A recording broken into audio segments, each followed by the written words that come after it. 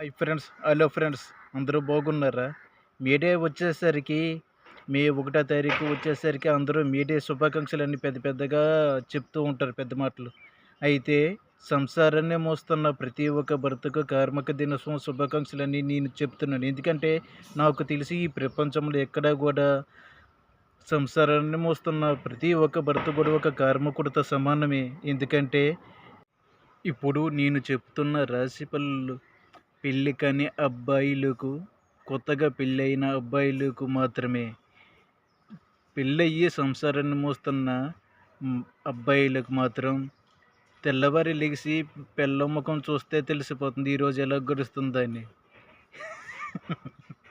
నేను చెబుతున్నది అంతా సరదాగా తీసుకోండి. ఎందుకంటే ఇవి నిజం జీవితంలో జరుగుతున్నవి.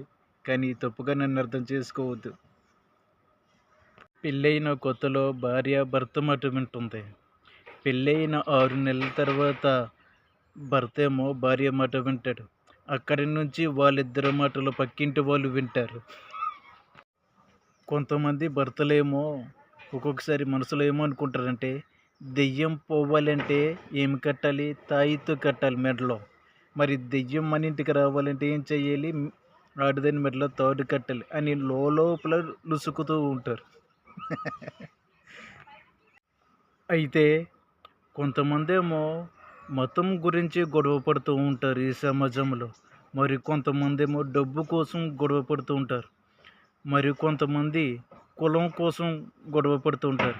కానీ దేనికోసం గొడవ పడుతున్నామో తెలియకుండా గొడవ పడుతున్నది ఈ ప్రపంచంలో ఇద్దరిద్దరు, వాళ్ళే భార్యాభర్తలు. దేనికోసం గొడవ పడుతున్నామో తెలియకుండా గొడవ పడుతూ ఉంటారు, తిట్టుకుంటారు, కొట్టేసుకుంటారు, లాస్ట్కి కలిసిపోతారు గొడవను.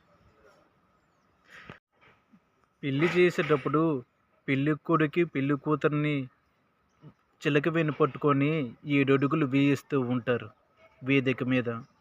ఆ 7 అడుగులకి అర్థం ఉందండి. ఏంటంటే పెళ్లి కొడుకు 7 సముద్రాలు దాటి వెళ్ళినా నీ ప్రతి ఒక అడుగు నీ భార్యకి తెలిసిపోతుంది జాగ్రత్త అని అర్థం. కొంతమంది పెళ్ళైన కొత్తలో భార్య దగ్గర నాకు అది వచ్చు, ఇది వచ్చు, అది తెలుసు, ఇది తెలుసు అని గొప్పలకు పోతూ ఉంటారు. అలా పోతే చాలా దెబ్బ ఇది మగవారి. ఎందుకంటే చూడు నాయన, మగవాడి వంటకి అలవాటు పడ్డ ఆడిది మనిషి రక్తంకి రుచి మరిగిన పులిలాంటిది. అందుకే ఆడదాని దగ్గర నాకు అది వచ్చు, ఇది వచ్చు అని గొప్పలకి పోకూడదు. ఈ ఆడోళ్ళు ఉన్నారే, పిల్లలు ఏదైనా ఒక మంచి పని చేశారనుకోండి, నా బంగారు కొండ అచ్చు గుద్దినట్టు నా పోలికే నా బుద్ధులే అని పొగుడుతారు. అదే పిల్లలు ఏదైనా అల్లరి పని చేశారు అనుకోండి, బుద్ధులు ఎక్కడికి పోతే అచ్చు గుద్దినట్టు తండ్రి పోలికే అని అంటారు. చీవెట్లు పెడతారు శుభ్రంగా.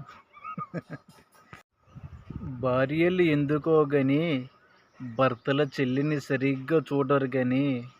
కానీ భర్త మాత్రం భార్య చెల్లిని మాత్రం సొంతం పిల్లల కంటే బాగా చూసుకుంటాడండి. ఎలాగంటే పువ్వుల్లో పెట్టి మరి ఇంకా చక్కగా చూసుకుంటాడు. సరే friends, please like, subscribe. Video నచ్చితే షేర్ చేయండి సరదాగా. Bye bye bye.